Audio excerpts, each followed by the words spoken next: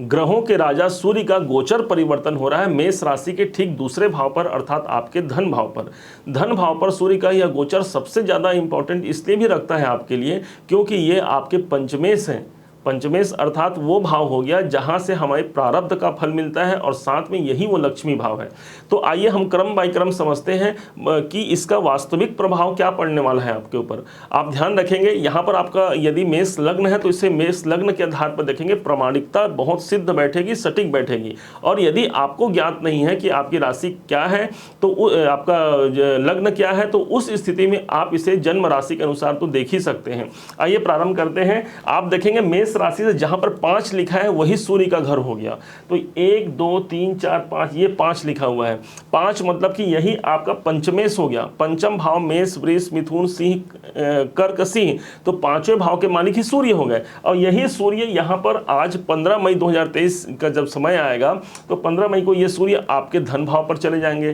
तो आप सिर्फ इतना सोचिए कि सूर्य हैं कैसे, तो सूर्य राजा हैं, सूर्य प्रकाश हैं, सारे दुनिया को जो ऊर्जा का सोर्स है वही सूर्य है। अब ऐसे सूर्य का हमारे धन भाव पर आना, कहीं ना कहीं हमारे धन भाव पर, हमारे सेकंड हाउस पर एक प्रकाश आ जाएगा। प्रकाश का मीन्स सिर्फ इतना ही समझेंगे, एक मरकरी लाइट, आप एक कमरे में हैं, वहाँ एक नॉर्मल लाइट जल रही है, 100 वाट का बल्ब या एक एलईडी बल्ब जल रहा है, वहाँ पर सूर्य जैसा एक महान तेजस्वी प्रकाशमय ग्रह आ गया तो धन भाव को प्रकाशित कैसे नहीं करेगा। तो जो भी प्रकार की आर्थिक समस्याएं जो बनी हुई हैं हमारे जीवन में, तो ये मान के चलिए कि सूर्य यहाँ पर उजाला करने के लिए आए हैं। साथ में जिनके जीवन में कुटुंब संबंधी जो परेशानी चल रही है, आपस में दाम्पत्य जीवन में हो सकता है इस समय तनावग्रस्त जीवन हो इसके पहले के समय पर, तो यहाँ पर सूर्य आकर के आपके दाम्पत्य जीवन, आपके पारिवारिक जीवन, आपके रिश्तों में जो खटास की स्थिति है उन सबको यहाँ पर प्रकाश डालने आए हैं, मतलब उस भाव पर अंधकार को मिटाने आए हैं।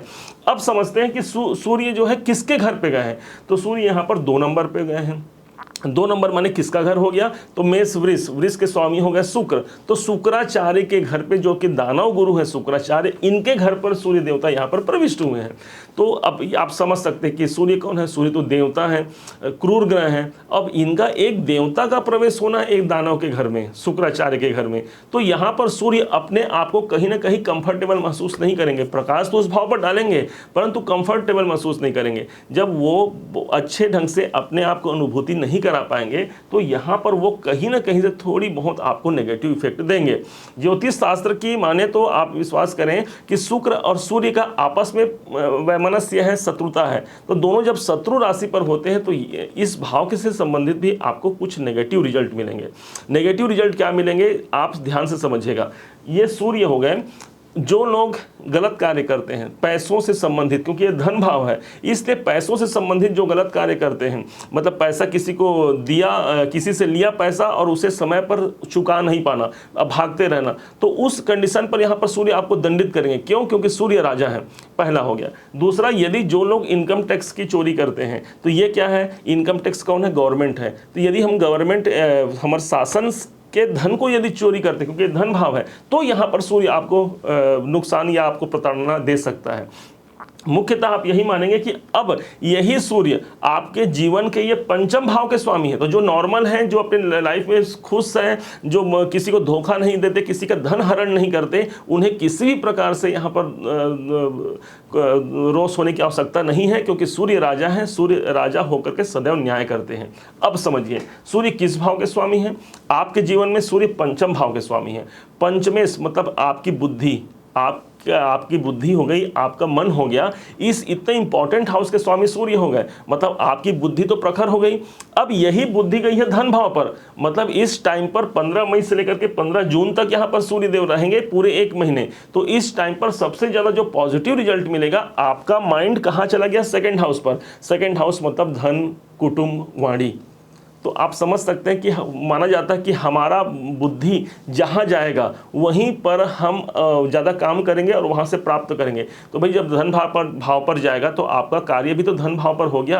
कैसे पैसे प्राप्ति होंगी, कैसे मैं अपने पैसे को मैनेज करूँ, यही आपका बैंक भाव भी है। तो कैसे मैं अपने बैंक को मैनेज करूँ, कैसे मैं अपने धन के लेन देन को नियंत्रित रखूँ, ये आप कार्य करने वाले हैं। अब साथ में यह समझिए कि कुटुंब भाव भी है, तो परिवार में क्या अशांति का माहौल है, कैसे उसे मैं शांत कर सकता हूँ, परिवार में क्या तकलीफ है, कैसे उस तकलीफ को मैं दूर कर सकता हूं, ये इन मामले पर आपका ध्यान जाएगा। यही आपकी वाणी भाव है। तो जब माना जाता है कि जब सूर्य जैसा एक बहुत तेजस्वी ग्रह, एक ऊर्जावान ग्रह हमारे वाणी भाव पर आ जाए, तो वाणी भाव पर सूर्य जब पहुंचता है तो व्यक्ति की जो वाणी होती है वो बहुत ऊर्जावान और बहुत ओजपूर्ण हो जाती है। आप देखेंगे इस एक महीने के दरमियान सबसे ज़्यादा जो आपकी वाणी होगी वो एक राजा से कम नहीं होगी। मतलब एक शासन चलाने वाला व्यक्ति या शासन चलाने वाली महिला के समान हमारी वाणी हो सकती है, क्योंकि वाणी में ओज है। और सिर्फ वो शासन चलाना नहीं, उस वाणी को लोग मानेंगे। हो सकता था एक समय ऐसा हो सकता है आपके जीवन में, क्योंकि बाकी सभी ग्रहों का यहाँ पर परिवर्तन है, तो एक समय ऐसा भी हो सकता है कि हमारी वाणी, हम किसी को कुछ बोले और वो काम हो गया। परंतु एक समय ऐसा भी आता है कि हमने किसी को कुछ बोला और सामने वाले ने उसको, हमारी बात को माना नहीं, उसे तिरस्कार कर दिया।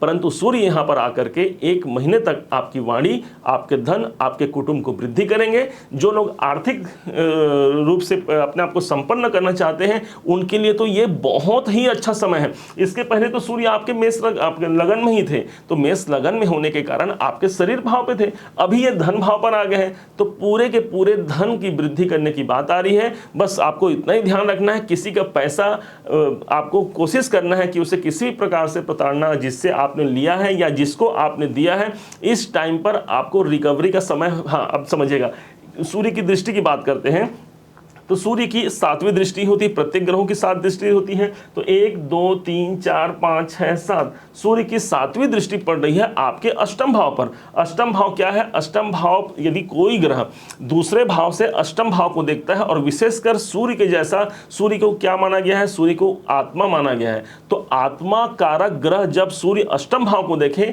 तो हमारा फंसा हुआ पैसा भी इस टाइम पर रिकवरी होने का बहुत ज़्यादा संभावना यहाँ पर बन जाता है। मुझे विषय इस बात से बड़ी खुशी है कि आपका पंचम भाव का स्वामी धन भाव में गया है, शुक्राचार्य के भाव में गए हैं। बस इसी बात से आपको थोड़ा सा ध्यान रखना है। वैसे भी भगवान सूर्य की इस कृपा प्राप्ति के लिए, हालांकि शत्रु राशि पे गए हैं, इनकी कृपा प्राप्ति आपको चाहिए तो विशेष आपको सूर्य आराधना तो करनी ही चाहिए। सूर्य आराधना के लिए कहा गया है, जपा कुसुम संकासम कास्य पेयम महाद्युतिम तमो अरिम सर्व पापग्नम प्रणतो अस्मि दिवाकरम। भगवान सूर्य समस्त सृष्टि को प्रकाशित करते हैं, भला आपके धन भाव पर आकर के आपको प्रकाशित कैसे नहीं करेंगे। अब मुझे उम्मीद है कि आपने इस सूर्य के गोचर को समझ लिया होगा, भली भांति आपने जान लिया होगा।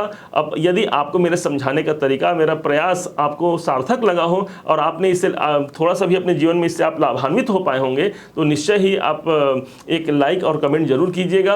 और अभी तक आपने चैनल को सब्सक्राइब नहीं किया है तो सब्सक्राइब भी कीजिएगा। पुनः एक बार फिर आप सभी का दिवस मंगलमय हो, इन्हीं शुभकामनाओं के साथ जय सूर्यदेव।